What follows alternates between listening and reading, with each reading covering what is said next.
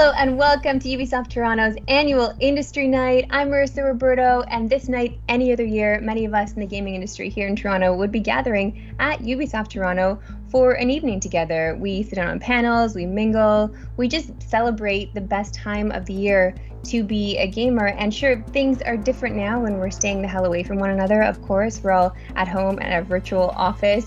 And so we wanted to kind of replicate that on Industry Night here with you online. So we do encourage you to take part in the chat. We'll be mingling with you in there as well. Don't be shy. Put your name out there. We definitely want to meet you. Last year's Industry Night revolved heavily around the opening of UB Toronto's new performance capture studio. And this year, it's going to be focused, of course, all around Watch Dogs Legion. I'll be moderating two panels through tonight. The first one focusing on innovation of gameplay in the game, of course, and then the second one focusing in on the characters and bringing those characters to life. We will wrap things up with 30 minutes of gameplay with game director Kent Hudson. And of course, we encourage you to follow along on all of UB socials. So you can find Ubisoft Toronto on all the socials that you use, of course. And now I'm going to send it over to lead producer Sean Crooks for some opening remarks. Thanks, Marissa. Welcome to the first digital edition of the Ubisoft Toronto Industry Night. It would be great to be with you all in person to celebrate, but we hope that everyone is watching safe and healthy from home. Over the last week, preview events have been taking place all over the world with great feedback on our upcoming release, Watch Dogs Legion. At the beginning, the game's original concept was driven by a single idea: what if the profiler was real? This took us on an incredible journey that brought forward our breakthrough innovation, the ability to play as any character in the game world that we then called Play as Anyone. So tonight you will hear from some of our developers and contributors who will share some of how we brought Play as Anyone to life. Tomorrow is a huge day for us and our partners around the world as Watch Dogs Legion finally launches. We are very excited. I just want to say how proud we are of the team for all their hard work and creativity that brought Watch Dogs Legion to life. Thank you all for your attendance and enjoy the Industry Night.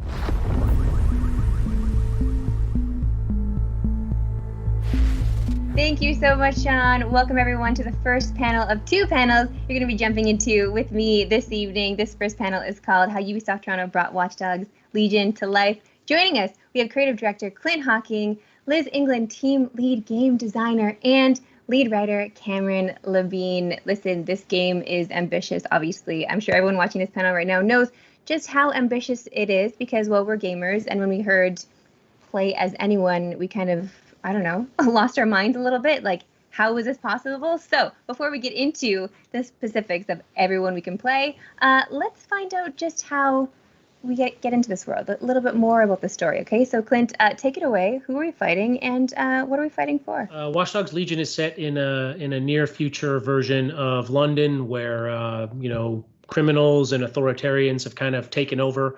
The economy's collapsed. People are displaced. Unemployment's on the rise. Automation is taking over. Really kind of a worst case scenario of a lot of the trends we're seeing in the world today. And your mission in Watch Dogs Legion is to build a popular resistance to fight back against the emergence of the authoritarian regime and take back the city for the people of London. And to do that, you can walk through our open world simulation, and any person that you see in the open world, you can profile them, you can hack into their lives, you can figure out what their challenges and problems are, and you can help them with their problems and win them over to your cause and recruit them into your team. And anybody in the open world can be, your next playable character, the hero of your game, the star of your story. Yeah, you make it sound so easy. Sure. Liz, who would you say on the team? Who was it that was like, hey, I have this brilliant idea, never been done before. Okay, let's make a game where you can play as any person, anybody that you see walking around. Just tap into them. It won't be hard. Yeah, we can do it. So, like, was it Clint, and how much do you hate him? It was Clint. We'll answer the other half. When I started on this project early on, the Play as Anyone goal, that pillar, was already like, yes, we want to be able to profile every single person, fully generate everything about this person, their backstory, their schedule, who they are, their personality, everything, and then be able to play as them. And because I like a challenge or I'm hopelessly naive, I was like, sounds good. We'll try that. Sounds like a Liz-shaped problem to me. That was very much of a Liz-shaped problem. I was just excited to be able to be like, okay, cool. Let's see what that looks like when you break down that like big, complex. It doesn't even sound very big, complex. It's just, oh, you just play as anyone. It sounds really simple.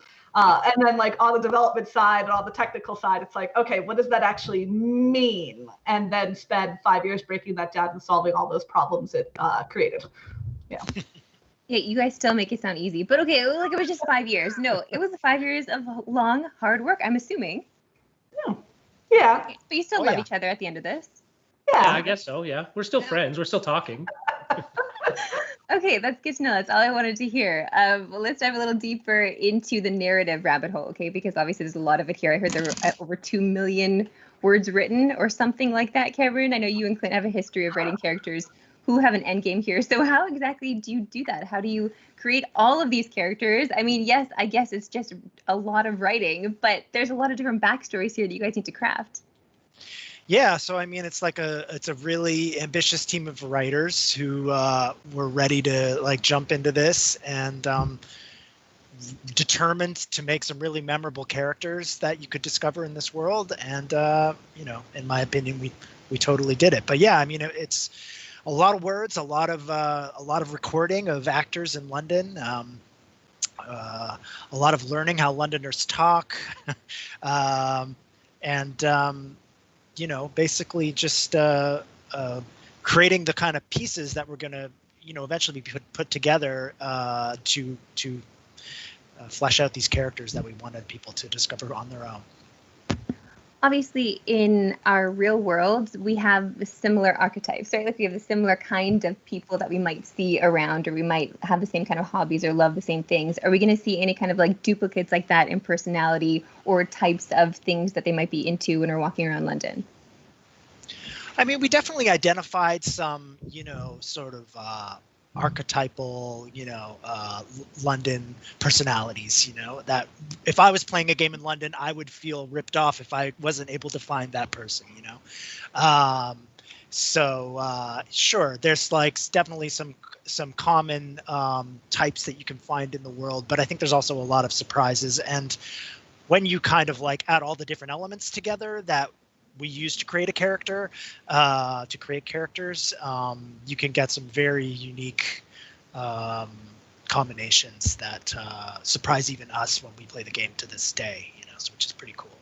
I kind of love hearing that you guys have been working on this for 5 years, but you still have something that surprises you every time you jump in, which is obviously such a unique experience for gamers to know, and that will be able to own this game and still jump back into it and have such a unique opportunity to tap into so many different characters. For me, I like to kind of own my character. I want to be able to feel like I can identify with them in some way. Do we have those kinds of pulls with these characters? Like, are we going to love them that much? Are we going to hate them that much? Like, what do you see? How do you see a gamer kind of following their storyline?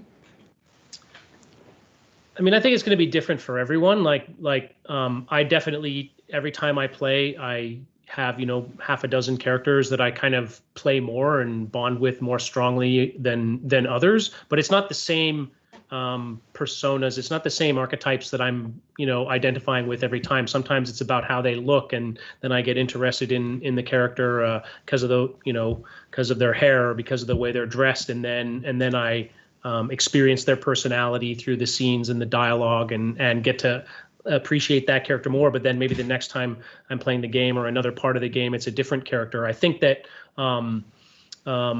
you know, there are still parts of the game, many parts of the game, where I haven't seen most of the characters that can occur kind of engaging with those parts of the story. And when I see new stuff, it's always great. I think there's a lot to find in there for sure. There's also like a really strong bond that I think forms for players when they pick their hero, you know, like their heroes, that, you know, all the kind of like beautiful storytelling you can come up with might not be able to really compete with in a lot of ways. Like to be able to just have that kind of agency builds, I think, like an instant identification with that character that has helped us a lot with our players. Mm-hmm. I love hearing that so much. I feel like obviously you guys have an affinity for your own game. You've been playing it. You've been living with it, right? It's your baby. So when you are watching, because you obviously bring in playtesters as well to come and experience it. When you're watching them experience your game for the first time, what is the kind of vibe that you're getting from them?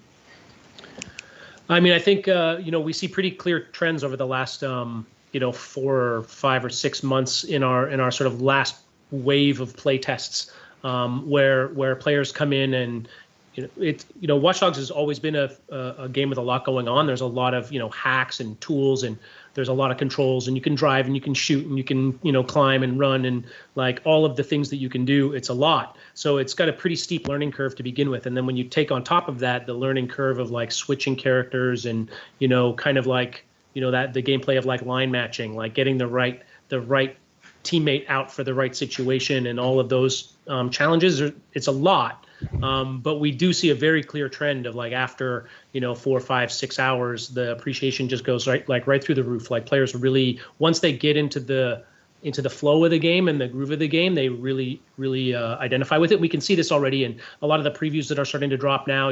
People who'd maybe played the game for 2 or 3 hours back in the summer, and then playing it again now, and they're like, yeah, now that I get the groove, this game's amazing. And so it's very exciting to see. We're really excited. Well, Liz, obviously, there are many layers, right? Many roads that need to be paved here to make sure this all works well and everything comes in order with all this ambition, right? So how exactly are we going to be able to get around? How do we manage all of this? I just feel like it's a lot. Like, what kind of tools are you arming us with here? Oh, arming you as the players? Oh, yeah. So yeah, like one thing, and we kind of touched on to it a little bit with like, who are you actually recruiting onto DedSec and how important that is to like an individual player, because one of the things that we almost take for granted now is that we don't tell the player who's cool in the world or who they should recruit. We let the players pick themselves. So one of the things we look at is like, okay, what is cool about this person? Is it they have a cool name, they have the same name as me, or they're doing something cool in the world? Maybe it's the way they talk or the way they walk or the way they're dressed. Maybe it's their occupation. Maybe it's like, you start profiling these characters and looking into them and like looking at their backstories and looking at all these different layers of systems we added. For example, like knowing what their activities are, what is their schedule, what do they do in the evenings for fun? Is it they go to drink, do they go do fitness, or do they go like vandalize the museum? Right? Like, what are the things that are cool about this character, and like, what do you latch onto, and like, what are their relationships? What kind of people are they involved in? Are they married? Do they go and relax with their grandmother every day? Right? Like, oh, that's really cute. The grandmother's a blackmailer. Like, you never know exactly what kind of characters you're going to run into in the game. And then we like add like all these are more and more layers of systems to try to just flesh out these characters from top to bottom, so that it's not just a character you see on the street, oh, they're cool, I want them on my team. It's the character on the street, oh, they're cool, maybe I want them on my team. Let me learn more about them. And then we also give them all like character traits, right? So because people pick characters for all kinds of arbitrary reasons, all of which are excellent reasons, and I'll never judge anyone for choosing anybody for any reason whatsoever. Okay, sure. But like, if you're recruiting a lawyer onto your team, we're like, okay, what is it? No, maybe not a lawyer. Maybe not a lawyer. Come on. Yeah, it's too far. Oh no. Okay. All right. An accountant. Is that okay? Almost an accountant. That's a TikTok meme that we shouldn't get into right now. But yeah, okay, an accountant. Okay. But yeah, if you're recruiting these characters onto your team, like, what is it about that character that, like, what can they bring to DedSec? Because if you're playing as anyone, like, what is it about that person that, like, we can bring onto the team? So, like, we have a lot of, like, cases like, oh, you have a construction worker. Okay, what do they come with? They have their construction uniform, and you can dress up as them and sneak into construction sites without alerting the enemies. And you can call a cargo drone, and maybe you have a wrench or a nail gun and all those sort of things. And if you're like me and you recruit that accountant that I mentioned, like, then it's like, okay, well, they'll get me more crypto, and I'll recruit a fashion designer because they'll get me discounts at clothing shops, and then I can just buy all the vanity items I always want to buy. And so, like, trying to give these characters like a little bit more of a like purpose on your team, and like things about them that will draw player interest and give you sort of like that extra, oh, that's cool, right? Like, I kind of want this person, and now I have more reasons to want this person. Sure, you want to like round out your repertoire of army, I guess. Yeah. But is there a limit to the amount of people that you can recruit? Like, what size is too big in your opinion? So there's a hard limit in the game of 40 people that can be on your team. But I think actually you've already hit the practical limit for like how many people you want on your team. Once you get to 20 or so, I usually have about 20, 25 people on my team. I'm pretty aggressive about recruiting when I play. The game remembers many, many, many more than that, though. So just because you can put people on your team, the game still keeps track of hundreds, many hundreds of people and their relationships and lives and all of that stuff. So the world, the more you play the game and the more people you know and make connections with, the richer the population becomes. I love that. So robust. Let us now dive into a little segment, okay, that we're going to call Watch Dogs Legion. Basically, I'm trying to set up a situation where we can talk about farts, but in a very classy way. Okay. So our next segment Mission accomplished. Watch Dogs Legion, a collection of backstories, personalities, and farts. So we're going to ease our way into the flatulence by just talking about some gameplay traits that might enrich PAA. Who wants to dive into that? Well, some people are flatulent. I mean, your fault. People have, as Liz was saying, like people have all these different abilities. Like characters I like to recruit in the beginning. Very much like Liz, I like to recruit like professional shoppers because they often have discounts on clothing, and you don't have much clothing at the beginning, and you want to customize your characters. The sooner you get them, the cheaper your clothes are, right? Like it's a smart investment, right? I like to recruit HR professionals, believe it or not. In what video game do you play an HR professional? Well, in Watch Dogs Legion, if you get HR professionals, people are easier to recruit, and you get more crypto when you get signing bonuses when you recruit them, which is awesome. So like you got to get them early, because if you're going to recruit 20 people, like you want to get that bonus 20 times instead of recruiting them last and then like, well, I'm kind of done, right?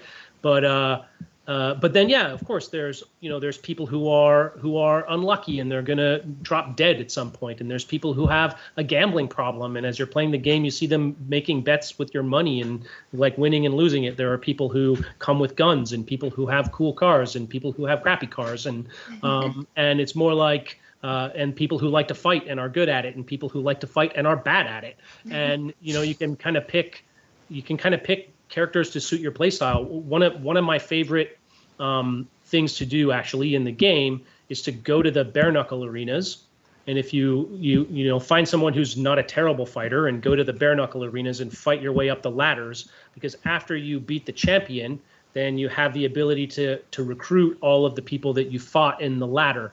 And then the bare knuckle champions have lots of melee abilities, like they have, they can take more damage and they do more damage, and they have like staggering punches. And some of them have this ability called, I forget what it's called, kinetic charger or whatever. So that the more they punch people, the faster it recharges their gadgets. So like it's a really good like melee character. I like characters who like use melee a lot, so it's good for me. Usually when somebody lets one go in real life, there's sometimes a little dad joke that follows it, or there's like a little, some kind of something that's said. If it's a joke cracked from another person, like, did you pull from that in life as well? Are we going to have some fart jokes? Good question. There may be one or two fart jokes in the game. I'm not at liberty to say how many, but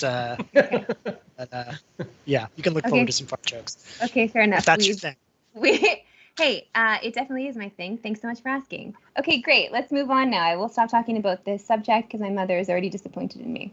All right, London itself plays a role in Watch Dogs Legion, right? So we've been shown the authentic London with diverse populations, of course. So Clint and Liz, how did you two kind of bring this game to life? Like, how is this city playing probably the biggest character of all?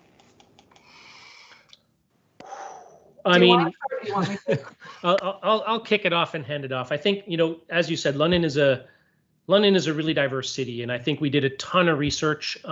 We went there with, at 20 plus people, one big research trip for 3 weeks or something. We were there, going to different neighborhoods and meeting all kinds of people with behind closed doors access, really getting to know the city. Also, I think the government, and Liz can talk more about that, has a huge database of census data that we were also able to draw from. So mixing our knowledge from being on the ground with actually publicly available data, I think was a huge key to making London feel so genuine. Yeah, I mean, we definitely looked at a bunch of demographic statistics, not just for London or just for England, but like different boroughs, different areas of London to try to get the feel for all those boroughs. But like demographic data is really just like, this is just data. What does it actually mean? It doesn't necessarily tell the stories of individuals that you might find. So we relied a lot on like all this sort of like qualitative experiences, right? Like this was the research trip. This was research that our team had done about London, but also like things like what kind of people. So it's like when we're looking at a diverse population of the city, we're trying to represent London. We're also trying to say, okay, well, you can play as anyone. So who are the kinds of people that you want to play as? Like, who are the fantasy characters of a Watch Dogs game? Let's make sure we include them. And then it's also like, well, what are the fantasy characters of like any individual player? Like, I love playing as a little old lady librarian on a moped with like a taser gun, and I'm happy with that. What are the kinds of things that people are talking about when we're looking at like, who do you want to play as in the game? Who are the kinds of people that we want to make sure that we're populating London with? Can a player find themselves in our world, right? Like all those are sort of like questions that just stack on top of each other. And what it means is that instead of just making like a London that just matches demographic data, we're actually looking at a London that is from top to bottom trying to make it as diverse, but also rich. So it's like, yes, on the surface, like it's very, very diverse. And if you look and drill down into any given character, you're going to see a lot more of that diversity in terms of the depth that we put into like creating these characters. What kinds of characters, what kind of stories are the kinds of stories that people might have in our world and in our version of London. Right, and you just want to make it authentic to that city itself, because you know, like the harshest critics that you're going to get are going to be people that live in that city. Oh yeah. Yeah. Oh no, Londoners would never tell us what they really think. They're too polite. That sounds like a challenge. Yeah. You just put it out there. Okay, great. I love it. Something else that plays a huge role, obviously, is the propaganda that we're going to see in game as well. Cameron, I feel like there is a bit of writing that goes into it. Do you play a part in the writing of the propaganda, or was that someone else's job? Do you push it on someone else? No, I'm definitely involved in the writing of the propaganda. Yeah, my team is anyway. Yeah, I mean, it was important to us that like this is a speculative London, right? It's not London as it really is, and we wanted to push, like Clint said, sort of some trends we see in the world to kind of crank it to 11 and see where that got us. And yeah, I mean, one of those things was definitely that in London there's sort of a battle for people's minds to kind of keep them afraid of each other, and this is largely being perpetrated by Albion, our sort of private military company that are sort of main bad guys in the story. So yeah, it was really interesting to put ourselves in the headspace of people who were trying to make people afraid and keep them in line, and as well, it was important to us to sort of come up with anti-propaganda in our sort of street art and whatnot, and how people and DedSec would try to sort of wake people up, try to kind of activate people to take their city back. So it was fun writing the propaganda. I would imagine that you obviously pull from some real life inspo, like back in time. Did you guys just are you going through history books? Are you looking at old newspaper clippings? What do you go through? I think we can look at the news. I know, I didn't want to make it about real life right now, but okay, if we must. I mean, yeah, I think when we started thinking about this 5 years ago, the world was a pretty different place, and a lot can change in 5 years. And I think as we were, moving through production and things like Brexit started to happen, and the world started to change rather radically, it became. I think in some ways it helped us understand that what we were doing in the beginning maybe certainly wasn't going far enough. Like the world wasn't problematic enough to motivate some of the players' actions. And so I think we kind of took some tough lessons there and rolled with it. But then, as we kind of got our footing and figured out what the game was about, the world kept getting a bit crazier all the time. And I think in some ways ended up maybe even catching up with some of the fiction of our game. So it's crazy times. Yeah, that must have just blown you guys away at some points where you're just like, you're making this game and it's kind of about these things, but then you turn on the news and it's like, wow, okay, like, how is this happening? How is this real? And you just kind of like when you live in your moment, like you're living in your game, and then you turn on the news, is just wild. I cannot wait to have that kind of visceral experience as well with this game, because I feel like it might give us a little bit of that. I think so. Yeah, okay. I'm like, can you confirm? Okay, I will leave you with one more question, but before I do that, I just want to let people know in the chat, you have any questions, it's cool. We're hanging out with you in this virtual Ubisoft Industry Night, okay? So just send the questions through. We're happy to partake in a little chat with you. I thank you guys so much for joining me today. I do have one more question for you, because this is your baby and it's coming out soon, and you've just been nurturing it for so long. So how are you feeling right now? Your game is coming out tomorrow. No, I think I'm very excited. As I said, the last several months we've seen a lot of play tests on final and close to final versions of the games, and we're seeing a lot of very positive reaction. We're starting to see positive press in previews and stuff like that. So some of the butterflies kind of go away a little bit with that, and I think it has been for me anyways. It's been 5 years, so there's a little bit of shell shock going on, but we'll see. We'll see. It's gonna be exciting.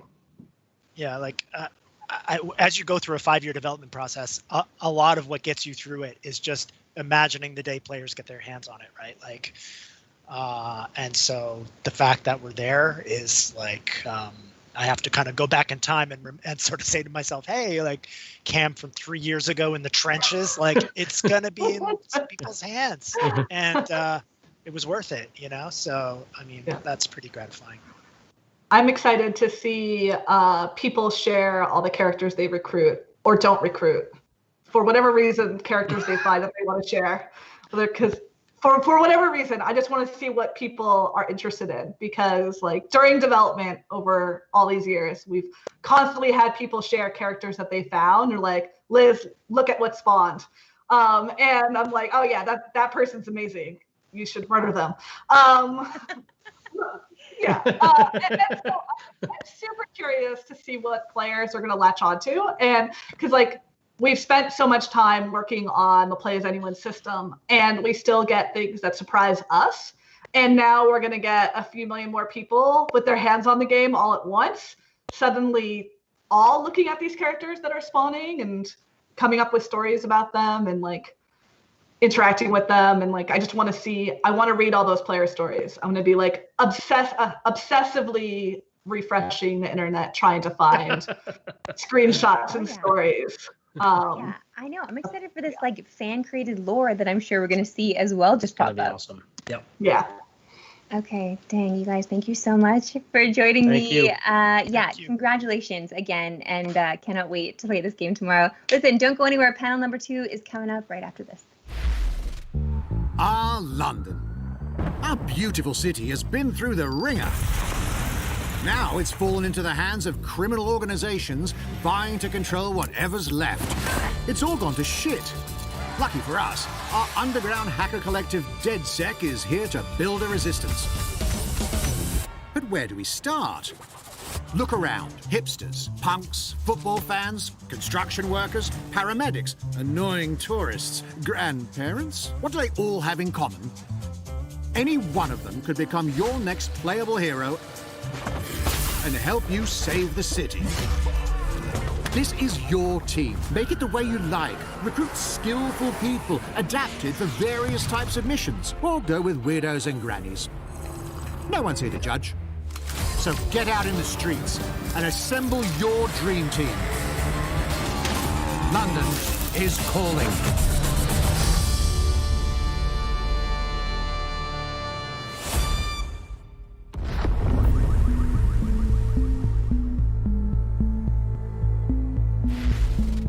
Joining us now, welcome to Ubisoft Toronto's Industry Night. I'm Marissa Roberto. Normally this time of year we get together in person at Ubisoft Toronto to celebrate just being a gamer, and the best time of the year to be a gamer, in fact. But the tradition will continue now, just online and socially distanced. We can still mingle, and I encourage you to do so in the chat. We're in there with you, so don't be shy. Put your name in there. We want to meet ya. We've made it to the last panel of the evening, titled Bringing Millions of Characters to Life. Joined now by Grant Harvey, Cinematics Director, Natalia Hines, Voice Director, Pascal Langdell, Performance Capture Actor and Voice of Bagley, who is the in-game AI. You're going to be hearing him a lot. I can promise you that. Welcome, all of you. Hey. Hi. Hi. Hello. Okay, so first I have to ask all of you. I need all of your takes on this. When you first heard you're going to be part of a game where you play as anyone, what was the first thought? What went through your head? Pascal, you had to play a lot of characters. Yeah. My first inkling of it was about 4 years ago when we did a play test. Well, a cinematics test, where I actually took on the role of an early version of Malik at the time, and did a cinematic sequence with, I think, 3 different characters. And I would do the same action. And once that was set, we had to fit in the other. I can remember thinking at the time, yeah, we'll see how far this goes, you know. Because, you know, scooch forward 3.5 years, and the degree to which that was turned into a thing was phenomenal. It's such a huge endeavor. And yeah, if I'd known then what I now know now, I think I would have been, I don't know, putting the crampons on, getting the backpack ready, basically understanding I was going to climb a mountain over 4 years. Perfect way to describe it. This is my first job in video games. I've been a film and television director for 30 years, and I got the call from Cameron Levine, the writer on the game, and he said that there was an opening, and so I came in, and so ignorance was bliss for me. I just thought the idea was unbelievably cool, and the concepts they had and the themes they were playing with were just so cool. I had no idea that I was stepping into something that was so incredibly challenging. But yeah, it was great, and it's been pulled off, and it's fantastic. Yeah, I mean, for me, I'm a Londoner, so hearing that this game first is going to be set in London and knowing there's going to be a range of voices and masses of diversity, I was really excited. And then, you know, you get into the game and you start and you go, oh my goodness, there is actually a lot of voices. There's a lot to work with. There's a lot of accents, dialects, languages, styles, tonalities. It became bigger and bigger, and it just like snowballed. But no, it was a really enjoyable project to be part of. It's always exciting when you get to be part of a project where it's like, you don't know where it's going to go. It's never been done before. Can we do it? I mean, I'm hearing that you did. I'm hearing great things already about this game, which is always nice to hear, especially before we dive in as gamers to play. But I want to go back to Grant here for a second, because this is your first video game. What a daunting task to be met with. Like, you don't even know what you don't know. Yeah, I think that's what saved me, is that I didn't know what I didn't know, because I just took it on like I would any other project, which would be to sort of, you know, ground myself with the characters, learn the story, learn the themes, and figure out how to translate all of that. And that's what I do for a living. So I think it was actually, and it was at a time when the tech was just kind of emerging. So I think I came in at just the right time to sort of not worry about the tech, because I think everyone was sort of getting caught up in that, and kind of work with, like, saying, okay, well, we've got this awesome story to tell, and let's tell it, and they figured out the hard part. Let's just go and tell this story and make something super entertaining, which we have. I love that you say they figured out the hard part. Okay, like, thanks for saying that. But we all know that, like, they give you the words, they give you all these ideas. Now you have to bring it to life, literally bring it to life, because we as gamers are interacting with what you show us, right? So how do you plan for something like this in a game never really been done before? Yeah, I mean, the hard part for me, the tricky part for me, was because the hero is literally anyone in London. Normally, I would dig into the emotions and the feelings that hero was feeling, but what I realized is that would be impossible. So, but the story of resistance and the story of rebellion and the story of taking back what is rightfully yours, that's universal, and that's what I keyed in on. And then to develop a language and something to sort of hang the visuals and the tones on, I leaned into the villains and the storylines. And so each storyline or each villain would have its own cinematic language that felt like that area or that chapter or that storyline, and that's how I could get my head around it. Because you're right, like it is sort of daunting. Like I'm sure that that you guys felt the same way. You need something to sort of grab onto, Sorry. Go ahead. I want to call you Bagley now, but okay, go ahead. Well, Bagley does interrupt a lot. Just you can do it. Yeah, I may have to say something the same thing 4 different ways just to until you get what I'm trying to say. I think for the actors, we were again posed with another problem, which is, well, if you can be anybody in London, that's everybody and nobody. So how do you do that? What we ended up doing was basically having a sort of a solid cast of 4 actors, really solid mocap actors with a lot of experience between them. Simon Lee Phillips, Michaela Cannon, Karen Knox, Darcy Gerhardt. These are regulars in the mocap volume. And we created basically 4 different archetypes.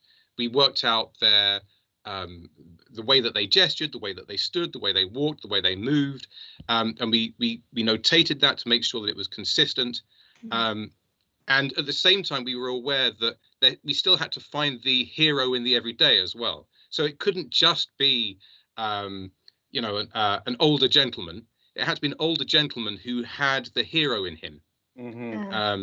So when the player's playing, you don't suddenly feel like, we're just going shopping. No, we're going shopping for some hardware, some guns, something interesting. So with intent, yes. Yeah, with intent, exactly.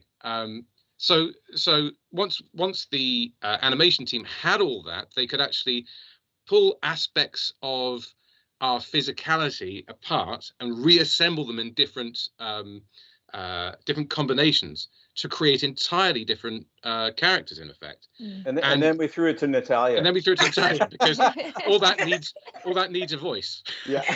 Yeah. So I basically then collected these voices and these people of London, and it had gone from 4 to like several. And so it was more about working with the actors that came in to embody these characters and to voice these characters. They would come in from the certain regions or have the certain accents and inflections already. And it was all about pairing them up and then working with them and working with the awesome script that the narrative team had already written. And and bear in mind that London, as we know, has many languages, many dialects, many ways of communication, and all of that had already been written, and it was about developing that or adding in the slang that was current from yesterday, in a certain borough, but taking out another one from another borough that wasn't relevant anymore. And it was about building upon that and growing and blossoming, and also giving the actors a chance to embody these characters without restriction. And I think that was what's so fun and so authentic about these characters in London, because you walk past them in the game and what you hear or who you interact with, you hear that and you see that in London, and that's great fun. That was an enjoyment. Sure, like you're just walking through London, hearing them, and then you go into the studio, you hear them in the booth again. You're just like surrounded by your people. Surrounded by people. Constantly. I love that. I mean, we as gamers like to play make-believe, right? Like when we're jumping into any game, we like to stay invested. In order to do that, to stay invested, we have to really have some dialogue that we can hold on to, a character that we're invested in front of us. So Natalia, obviously you had the task of making that and bringing that to life and helping us stay connected. So what were some of the criteria that you look for when finding an authentic voice for these characters that we will be hearing from? I mean, it was a huge task, and we had an awesome team working on it. So you already had that support and that foundation to build upon anyway. So it was more about finding, if you've got an older character, how would they react or interact with a younger character on the streets of North London in comparison to South London? Also, where's that older character from? What's their heritage? What's their background? So would they be polite? Would they not? But then you've got the layer of good versus evil. This is a game. There's a goal in this game. There's a resistance. This is, this isn't London as we know it. This is dystopian. So it was all these layers and kind of figuring out where to start and where to build up on. And I guess the fun was having, playing with this older character from South London, and she's in Brixton and her heritage is Jamaican. And for me, as a Jamaican Londoner, that was great. It was great fun.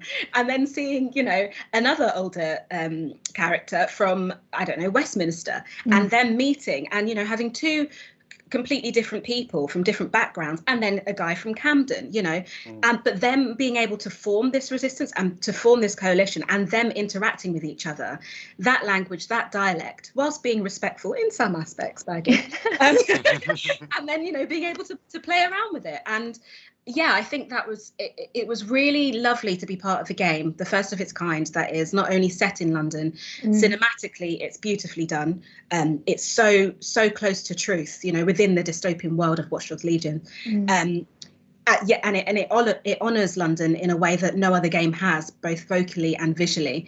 And I think the people who are going to play these gamers are going to really enjoy this and really be part of that London. I think, yeah, all of that sense of scope and detail and layers, like that is what makes something immersive. That's what makes something feel like you are part of something and lose yourself in it. If the layers and the details aren't there, it feels surface level. You don't feel like you're part of it. You feel like you're kind of, you know, you're cruising through it. And I think it's incredible, like the amount of detail, and just even not even just from a design and an artistic level, but just like from the point of character, like you say. And I think what's cool is like the cinematics, like any of those characters that you mentioned will play in the cinematic. The cinematic will be the same, but that character will be there. And it's not like they're saying the same dialogue. They're actually saying different lines, like depending on who the character is. It's mind-blowingly cool. With Play As Anyone, you have this incredible narrative opportunity that I don't think has been offered yet. Which is you put the player in the situation where they are in the shoes of somebody that's very different from them, and yet they are the hero. Yeah. So you can be in the shoes of somebody who's 60 years your senior, and you are the hero.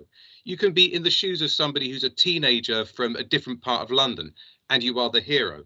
And the team that you build ends up being a team of people that you build through necessity, that come from all different backgrounds and demographics and experiences in life and ages and the whole lot. And from a narrative point of view, you're going to a very old idea, which is the only way that you can really become a true hero is if you have an experience which is out of your ordinary experience. You know, King Arthur started off as, you know, a farmer in effect. You know, Katniss Everdeen. I mean, this is a regular sort of narrative trope, but here that's been brought into a game where the gamer gets to do that, and I thought that was extraordinary. Oh, yeah. I do want to keep it on London here for just a moment longer, because we did talk about in the last panel how London itself truly is a huge character in this game. And we spoke about the 8 boroughs just briefly now. But how were you able to then unlock? Do you feel like you unlock a new feeling when you tap into each of those boroughs? Like, will a gamer viscerally experience that? For sure. Yeah, for sure. And I feel like, again, to sort of my thought about detail, like it's interesting. The more detailed and the more specific you get about the characters and the location and all of that, weirdly, the more universal it becomes. Like as a story, like we all know, like when you watch something that's generic, you don't engage. And like the more specific it is, and the team worked so hard to research that properly. I mean, we have a Londoner on the call here. She can confirm, but they worked so hard to make it specific and authentic that will make it universal to someone playing in Brazil or playing in China or wherever. It will make it, that specificity will make it universal. It's interesting. That's what I found when I was exploring the game, for sure. I want to talk about Britishisms here, then, just for a moment. I'm out. You'll have to tap out for this one. But would there be anything that you can call to? Do you remember any of them right now that might be on the tip of your tongue? You're just like, okay, this is the Britishism that we might learn. Gosh, that's a good question. I would say there's thousands. I mean, I can't. There was times doing Bagley when I would be howling with laughter because the writing team had nailed a London expression just perfectly. Yeah, even to the point where they could even say, well, actually, that's the kind of expression that would be made by somebody who was who's my age. So because we have different slang from different age groups, right? We have different references. Even to that level of understanding. And yeah, sometimes they surprised me. I was like, oh man, I haven't heard that one for a while, but man, that's good. Definitely. Oh gosh, I can't think of any of the top of my head, but I know there's certain scenarios that are very British. There, you can go into the pubs in this game. I'm not going to say any more than that. I'm not going to spoil any more than that. I know I can say that. But you can go into pubs, and I guess pubs are very British. So it'll be really fun for the gamers to be able to see what happens, see their interactions when they're talking to different people. And I guess that was one that stuck at the top. We can go into a pub and like stand next to someone and have a pint without a mask. That's not enough reason. Without a mask, there we go.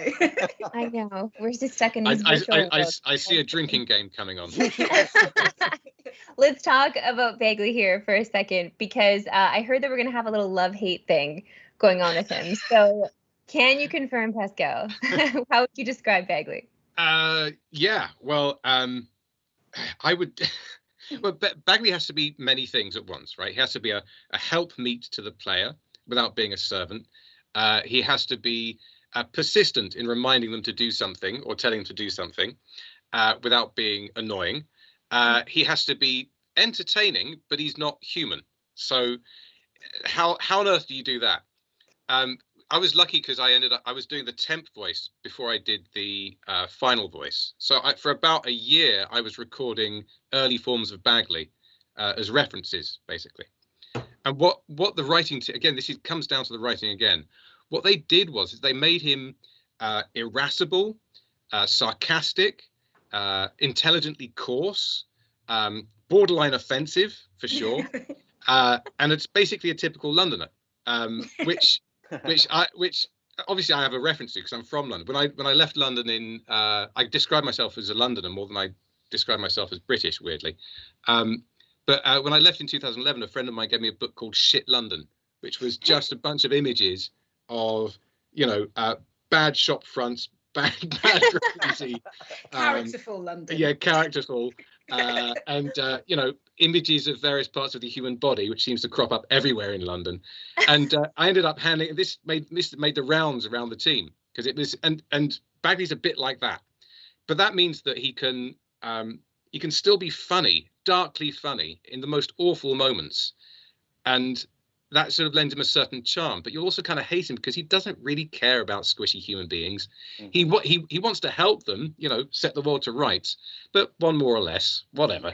Yeah, honestly, that's again where the writing, like you say, the writing is just it's just toned perfectly, because a character like that you hear a lot of. I heard a lot of my own voice. Yes. But to take the risk that they did of making him as entertaining as he is, that's a challenge. And bravo, Pascal, for the performance as well, because it's a big part of his voice is what you brought to it. But yeah, they didn't go safe, which they could have, and they didn't, and it paid off because Bagley is a lot of fun.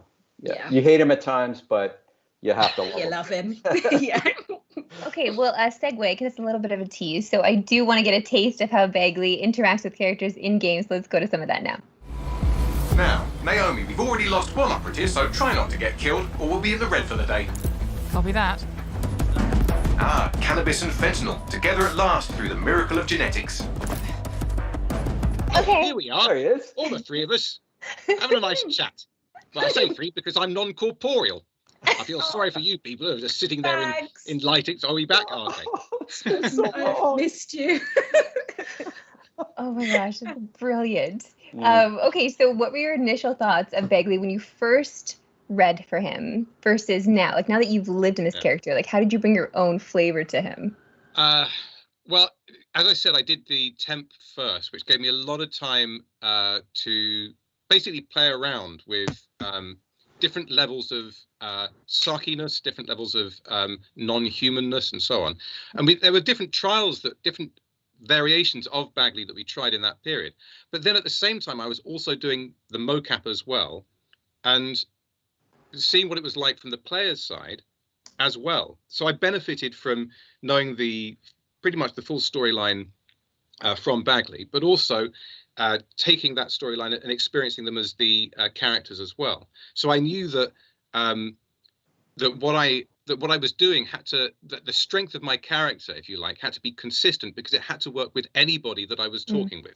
Can you talk us and tell you through the process of how you take a page of this brilliant writing done by Cameron Levine and just the entire writing crew, and how you bring it to life like this?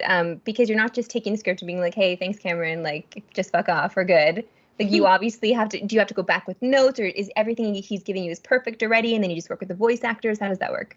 I mean, honestly, the script was on point. It was a joy to be given something that was so London. I mean, the research that had gone into the language and the tones of these characters was so good already. So having this script as a foundation and more to even work with, it was brilliant. It was having these actors come in from the different boroughs, different regions, different backgrounds, as it were. And as we know, London's so multicultural, so there were a lot of different multicultural backgrounds.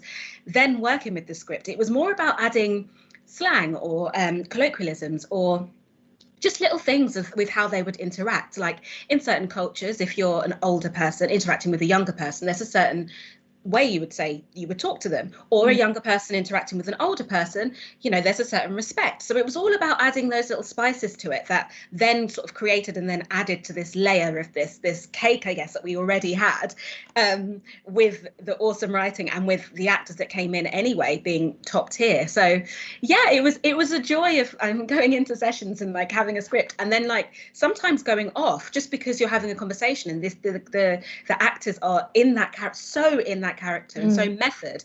As a director, it was then allowing them to explore that and expand on that so that we could bring it back and then add to the script. Were the narrative director, Natai, and Cam, the lead writer, were they encouraging you to sort of do that? Absolutely. So Natai and Cam, awesome. I worked very closely with both Natai and Cam, and they were like sometimes even in the room, and we were having conversations, and it was all the freedom that the creative and narrative team, writing team gave was also awesome, because I've worked on games before where you kind of have to stick to script, and that serves that game's purpose. Yeah. But for this game, the fact that it was so free, the fact that the writers were like, do you know what, we've got this.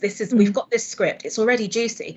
Let's have fun. Let's play. Let's see where we can push these voices. Let's see how they could interact. Good versus evil, happy versus sad. All these different layers, all these different emotions of every single character. I mean, it's a huge job, but having that freedom and that leniency and being with the writers in the room and the actor, I mean, it was we had some real fun times. I felt the same way. Like on the mocap stage, I was encouraged to bring my experience to blocking the scenes so that they had life and they weren't just what the writer had conceived in their brain. They encouraged me to sort of work with the cast and find the scenes, find the heart of the scenes and change. And they were there and they would make changes in the scripts. And I wasn't expecting that in the world of animation. I thought it would be a lot more sort of tight, but they really did encourage us to sort of find, and I think players will feel that. They'll feel the authenticity of that. It won't feel forced. Yeah.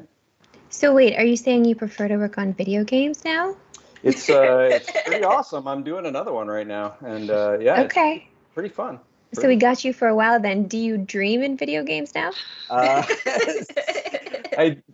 They are very detail-oriented and very tickle the OCD part of my brain. So yes, I definitely have dreams. When I moved into my house, I installed some fans, because it obviously gets very hot in Toronto.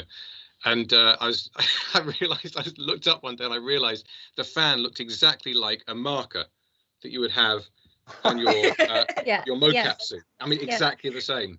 I was like, I can't get away from it. You can never escape. Well, I mean, listen, for gamers on the outside looking in, voice acting and performance capture just seems kind of like a magical dream that all of us kind of wish we could experience. So I kind of want you now to crush my dreams here a little bit and just explain the biggest challenges that you face while performing your jobs. It's really hard. Okay. There you go. I think listen, it's very difficult. Yeah, I think for me, I mean, the learning curve was very steep. And for me, I think something I'm very proud of that I brought to the table was sort of busting out of, there is a mentality of kind of preconceiving it, pre-visualizing it, doing exactly what you had thought about and drew pictures of, And so for me, at first it was difficult to sort of free everyone from that and see what the universe brought to the table, because that's how I work. And I feel like that it was a worthwhile challenge, because I think that brought something to the table. And I know that the animation directors and that, all of them, they really enjoyed the benefits of the authenticity that kind of, like the lightning in a bottle that isn't necessarily always there when you're planning everything out detailed. And you work with really cool people who want to do really cool things that are really enthusiastic. Like, I'm not kidding. It's so refreshing. It feels like the start of my career when my friends and I were making music videos out of the back of a pickup truck, with our friends. Okay, sorry. I wanted you to discourage me from wanting to live this Oh, life. But shoot, okay, sorry. sure. Yeah, that's fine. Well, Can't the do it. hours are long on my end. I mean, for me, the hours, they can be quite long. I think a lot of people have the idea where if you're a voice actor, you come into the studio and the director sits there and tells you what to do and how to say a word, and then you're done. That's not the case at all. I work slightly differently. Firstly, I'm very physical, so we will do a physical warm-up every time. And it's all about embodying the character. So yes, you have to keep your feet still when you record. But I'm up throwing metaphorical things, obviously not throwing at the actors, but, throwing my arm to say, this is whatever it is coming towards you. So how will you react? We're doing a lot of body movements. We're working with your body, how you project, how you hold still, how you, different things, different exercises. So actually it can be quite a grueling task. And we're doing this over, as we said, like 3-4 years for just one game. And I'll be working on 2-3 games at the same time. So it's a lot, but it's also fun. I think there's obviously a very safe way of doing things, and you'll never push the actor to the point where they break. Obviously, you have to be very safe within your voice, within your body, and looking after yourself. But at the same time, it is rewarding. You're going to see Watch Dogs Legions, and you will be, if you're a voice actor, and if you're any part of the team, you're going to feel so proud that it took us 3 years of love and blood, sweat and tears. But look at what we've created. I know I'm meant to be putting you off here, right? Yeah. But for me, it's absolutely a joy. It's a joy. Otherwise, I wouldn't be doing it. But it is very hard, and it's something I've worked several years on. Okay, all right. Bagley. Was that good? No, that's terrible. I'm sorry. It was good. Okay. I mean, for me, performance capture is a mixture between theatre and film and something more as well. It's like theatre with your body and film with your mind simultaneously. But I always had this dream of being able to completely transform myself to the point that even people who knew me would not be able to recognize me. Now, of course, without enormous amounts of prosthetics, you can't really do that, in everyday life. But with motion capture, it's just my bones. It's just my my movement, and that is, I mean, again, that's an impossible thing made possible. It's extraordinary to be able to, because sometimes I can point to myself on the screen and go, "That's me," and nobody will believe me, because they'll say, "Oh no, that's so and so." No, it isn't. That's me. I'm just behaving that way. I've changed myself physically entirely in order to be that person, and to me that's a real joy. We have to mention that you also play other little characters in this game, right? You're not just in our ear. We see you walking around. Is that correct? Oh yes, I'm one of the I play one of the archetypes. I was the old man a lot of the time. We of all of us, we all did take turns. Sometimes playing different archetypes, but they were all very well established as to the rules that they had to follow behaviorally. But Michaela's old woman is such a product of her as well. It's unmistakable. And so we each brought our aspects of our own versions of the archetype to the table. I can't wait to start seeing the YouTube videos of like all the different cinematics and with the different with the different team members that players come up with. It's going to be so cool. It's going to be awesome. Yeah. We were doing things that were technically so difficult. I won't go into them now, because even to explain them would make my brain explode. But so technically difficult, and yet I've seen the results of all the different archetypes in the same cinematic simultaneously, and they're all moving slightly differently at different timings and it's extraordinary, because you play it back and it's seamless. It's mind blowing.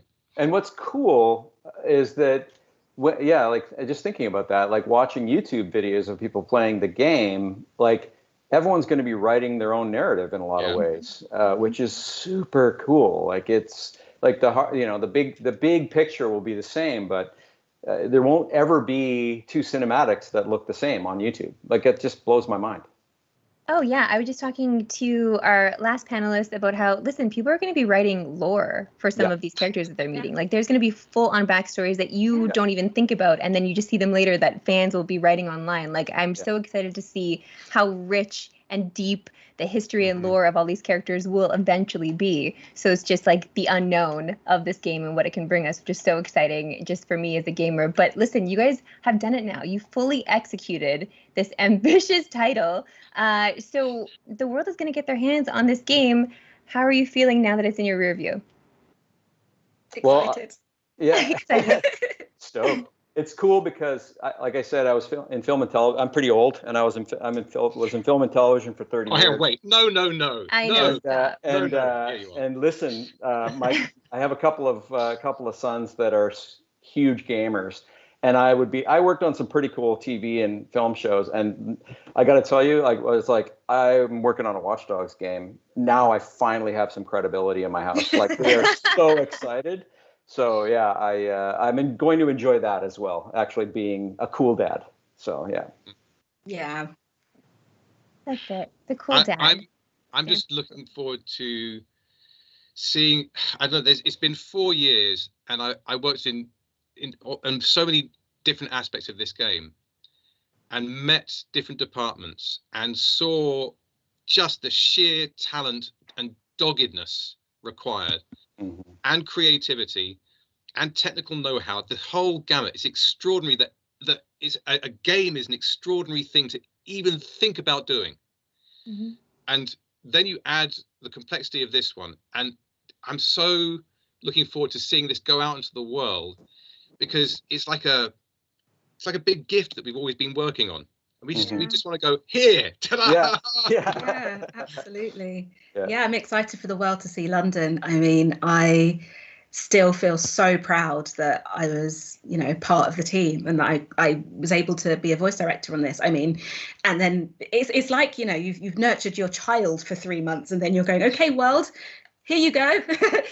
So yeah, I'm really excited to see see and hear people's feedbacks, to see and hear what the gaming community think and feel about it, and how they're able to be part of London, especially now that, we're not necessarily allowed out. There's curfews, there's lockdowns, that, and being able to completely immerse yourself in this world of Watch Dogs Legion, and still be able to explore, still be able to go places, still be able to discover new things and new people and new languages and just everything in general, that I'm really looking forward to people being able to tap into.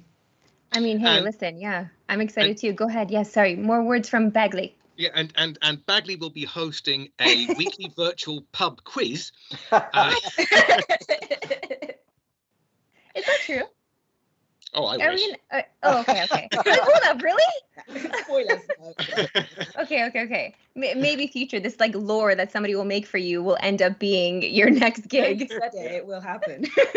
No kidding, right? Listen, thank you all so much for your time and just bringing us into your worlds. It's just so valuable for us as gamers to get to tap into that. So congratulations on the game. This is huge.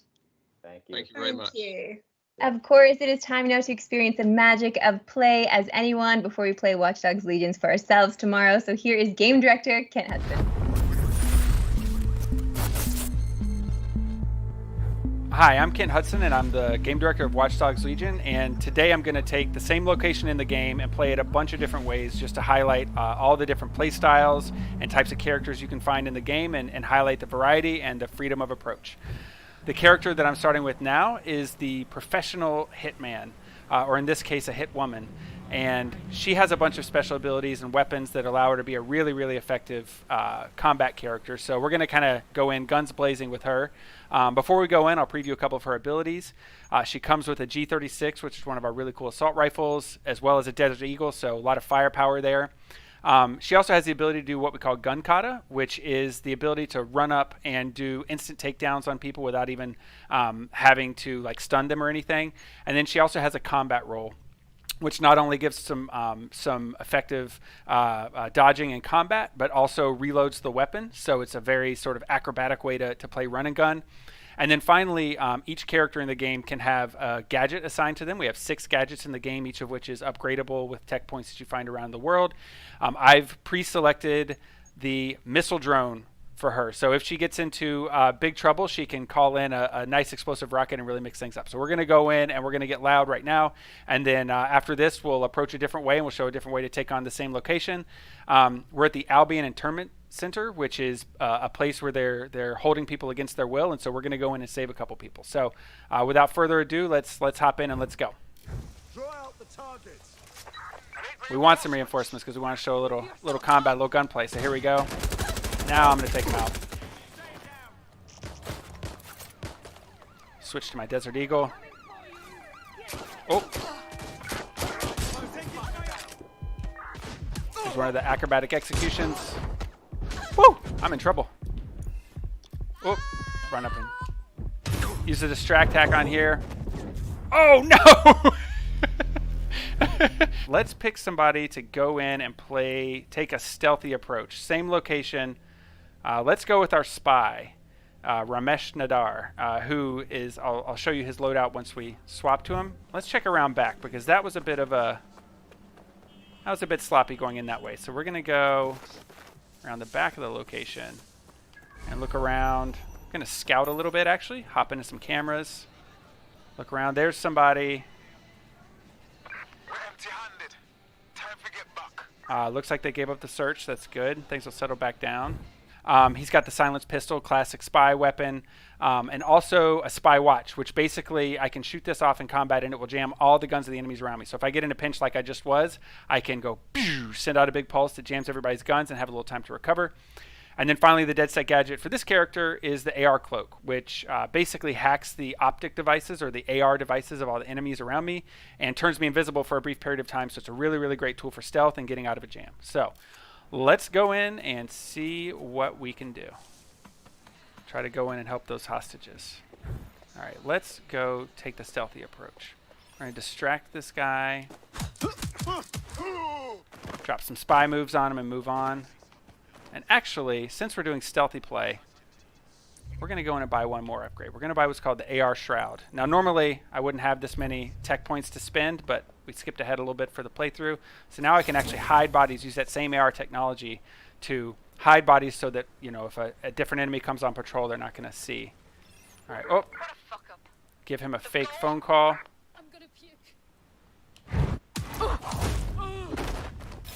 Nice takedown. See what we've got in here. Oh, looked like we had a captain up there. But we've also found our hostages. So who are these people? An activist with a vendetta against Albion. That'll come in handy. I'm going to save them to my recruits. Maybe pick them up later. Courtney, who has a personal car. Oh, but she's on probation. She's going to get arrested longer. She might not be able to help the cause as well.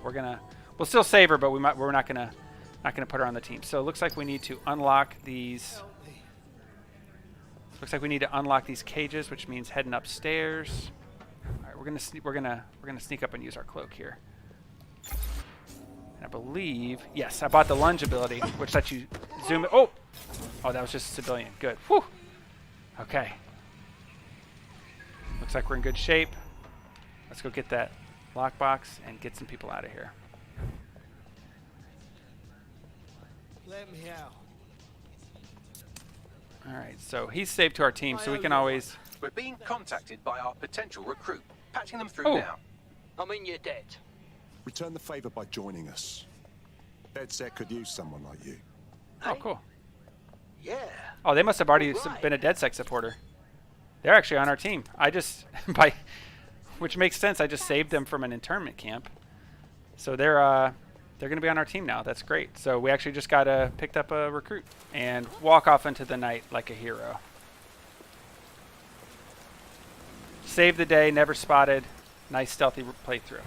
So now we're going to show a completely different style of gameplay. It's sort of a modified stealth mode. We've got our spy here. He was successful getting in, but we've got a feature in the game called Uniformed Access, where basically you can recruit somebody of a certain faction that will actually give you enhanced stealth access to the location. So on our team right now, we'll notice that we have, I believe we have an Albion contractor, Anna Maria Chioka.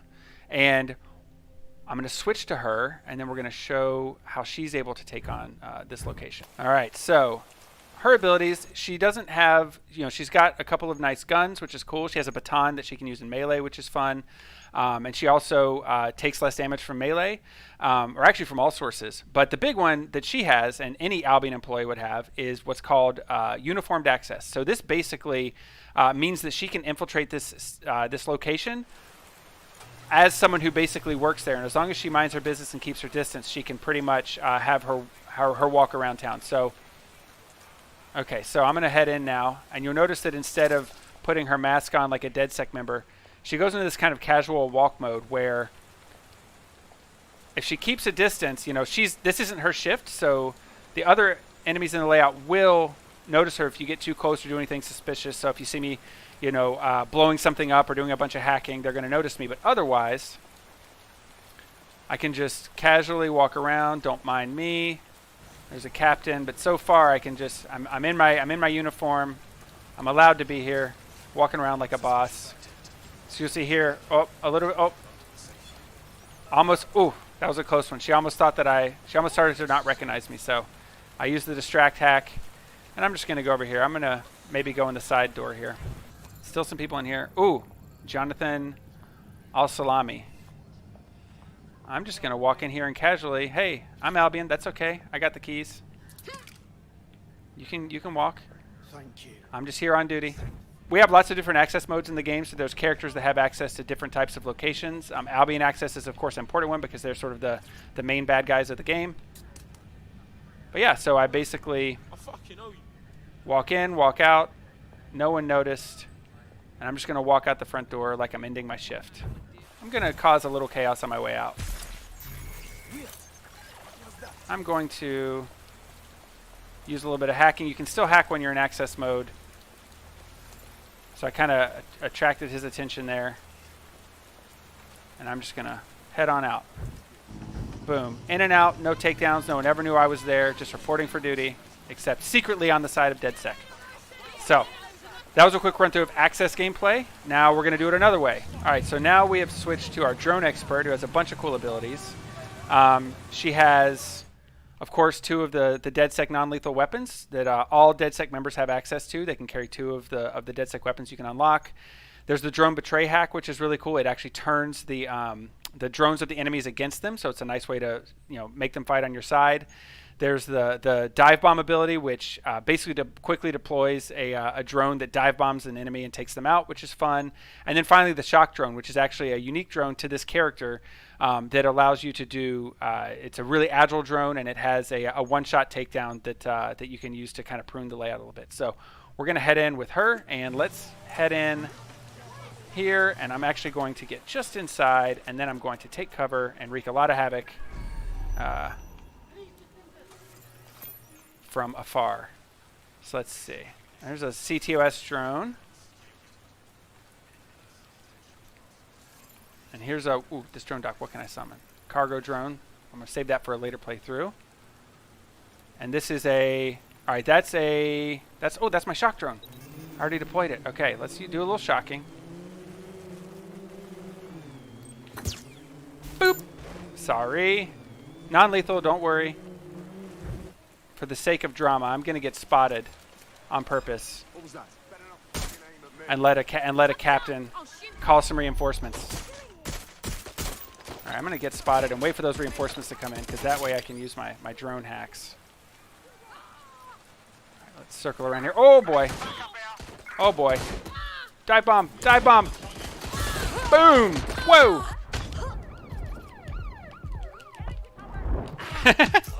Good takedown. All right, let's run over here, get a little cover. Where'd my shock drone go? Oh, can't find it. Over there. Okay, cool.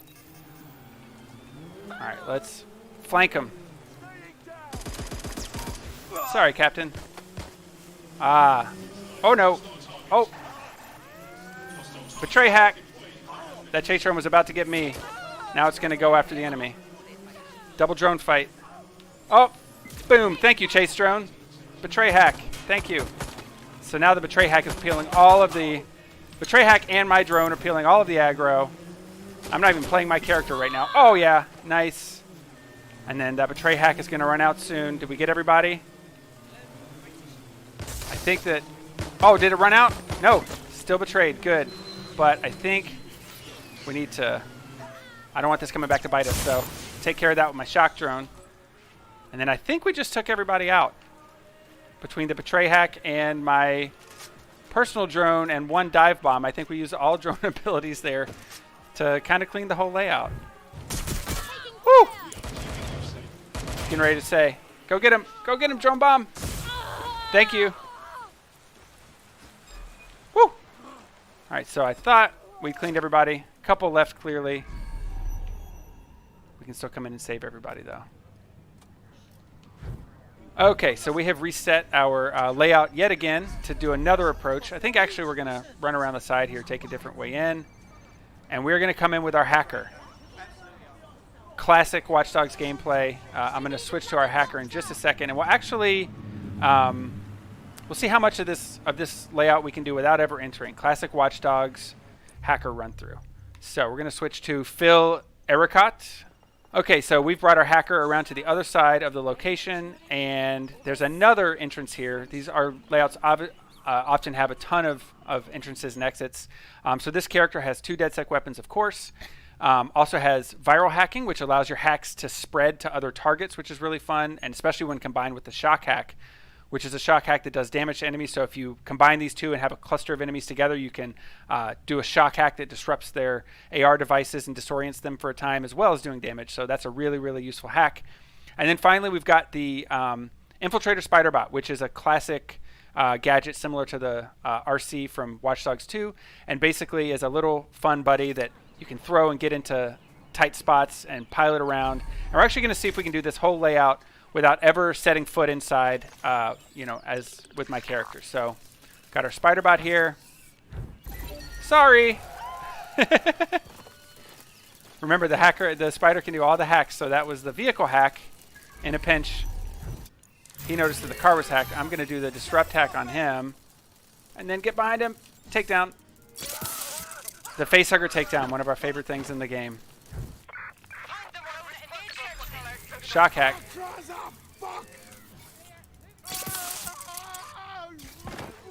And there we go. No more captain. All right, so now let's go in here. Whoa, somebody over here?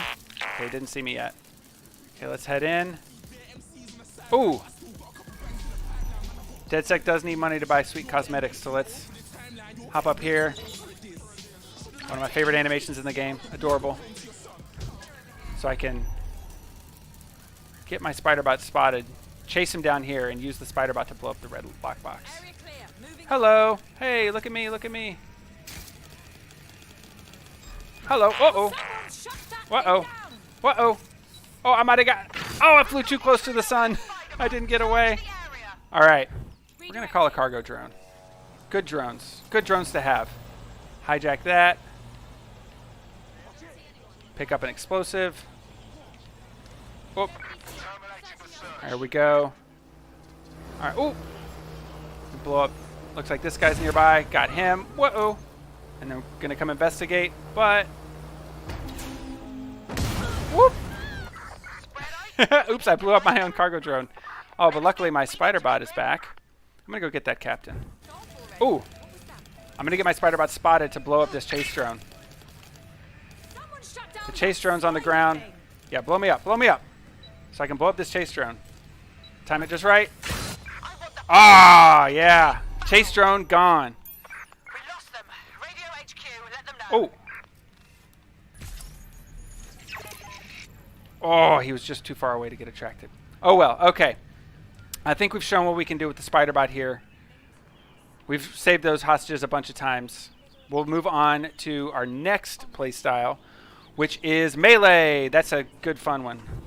Okay, so that was more of a techie, hacky, trickstery playthrough, but sometimes you just want to go and punch a bunch of people in the face. And so we're going to switch to our bare knuckle fighter, Tsubasa Watanabe, and bare knuckle fighters, of course, specialize in melee, and I've doubled up by giving this character the Electrofist gadget, which is our melee gadget in the game that can do sort of electrocharged power punches. And once you upgrade it, which I believe I've upgraded, let's just double check. Once you've upgraded it, yes. Actually, I'm going to do this. The power hits actually arc to other enemies in the area and can do extra damage. So I can actually, it's not the end of the world if I get into a mass melee fight. So I'm going to come in and just get in some melee fights. All right. One down.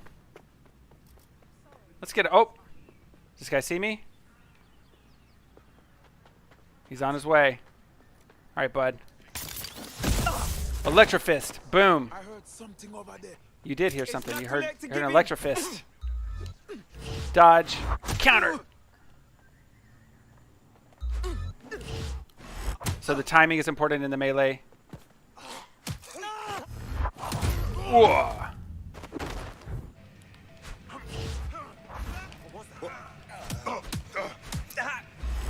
You can see the extra damage. Normal characters are not doing nearly this much damage as a... Oh, and the Electrofist explosion blew up the lockbox, so I now accidentally unlocked the cages by the fact that I used my gadget near it, which is cool. Uh-oh. What do you want? Disrupt. Woo! All right. Actually, a pretty good fighter there. Cautious, but I can hit harder. Headbutt. You can still hack in melee, so I can still blow stuff up. All right, so I think I pretty much made quick work of this whole layout with my fists. All right, now that our melee expert has cleaned the layout, we're going to come back and try it again with the Stage Magician, which is one of our sort of a little bit more fun and tongue-in-cheek characters, but still very effective. So we're going to switch to her. Her name is Yuting Chen. Oh, I hope she's named after Yuting, which is one of our junior designers, who is amazing. Hi, Yuting. Maybe you're watching this. We have the Stage Magician slash Master Hypnotist. So not a very good stealth outfit, obviously. And really only one unique ability, but it's a good one. You can basically hypnotize another character and cause them to fight their friends, fight their allies, and then we've of course given her the AR cloak because everybody gets to have a gadget. So just in case we get in trouble, we can switch to the cloak. And then, but let's first do. Let's see what's going on up here. All right, so just going to sneak up and sleep upon the soft pillow of my voice.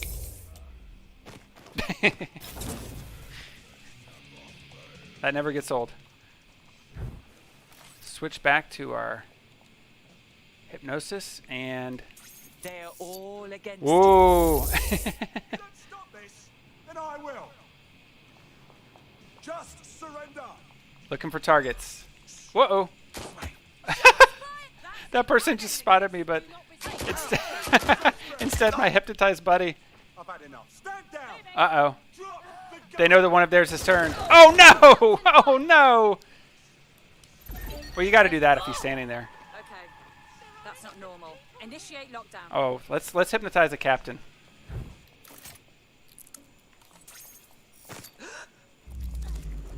All right, come with me. Come with me. Ooh. Who did the captain spot? Ooh. Captain's got their eyes on somebody. Oh no.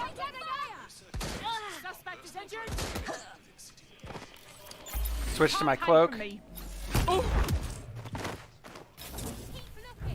Let's go see if we can hypnotize this last captain in here. And then help save a life. Whoa! Whoa! I got hit by the cloak. Whoa! Switch! Oh no! It's on cooldown! My hypnotist flew too close to the sun. Oh no! And now reinforcements. Oh gosh. Okay. Going to investigate. Eyes up.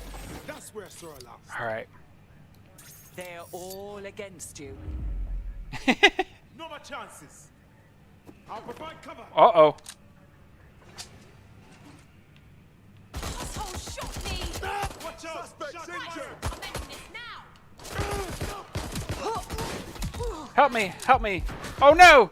The captain took out my hypnotized ally. We're only making this work. Calling additional units. Hope you're ready. You're not getting out of this. Sleep upon the soft pillow of my voice. Suspect's been hit. All right, got some chaos now. That does it. I'll shoot. Whoop. All right, come on, buddy. You know where I am. Come on, come on. Not letting up. Oh. Yes! And I think we got them all. The power of hypnosis. All right, and one last thing. We started off with our professional hitman. They got overwhelmed. I played a bit sloppy. We hadn't bought the skin mesh upgrade, so we're going to give her one more shot to come in and get revenge. Lene Mortensen, here we go. What's that? Sit down, people.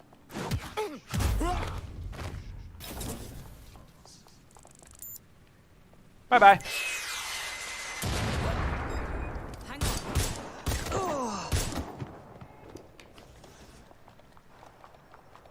Come on, get out here.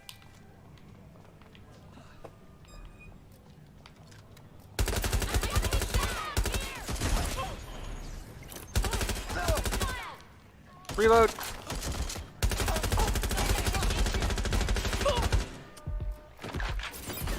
are shooting.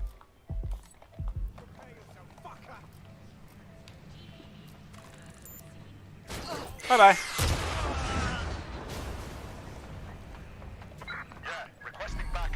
Oh, crap. They called reinforcements. There's more coming. Let's just take out that drone. But there's the captain. Okay. Time to put that gun kata to use. Reloading. Oh.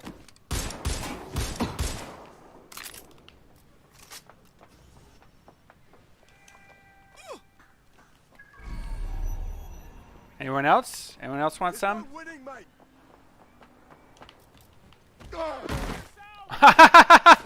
Jumped on his head.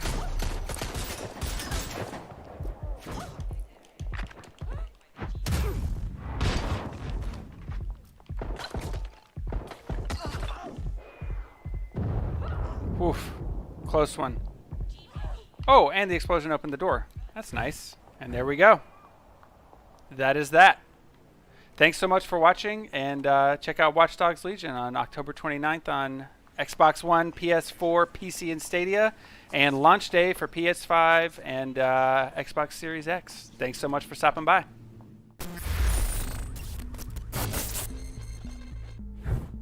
Thanks so much, Kent. That was a little amuse-bouche for you, okay? Before our full course tomorrow when we get to have our hands on the full Watch Dogs Legion. I hope you enjoyed the very first all-online Ubisoft Toronto Industry Night.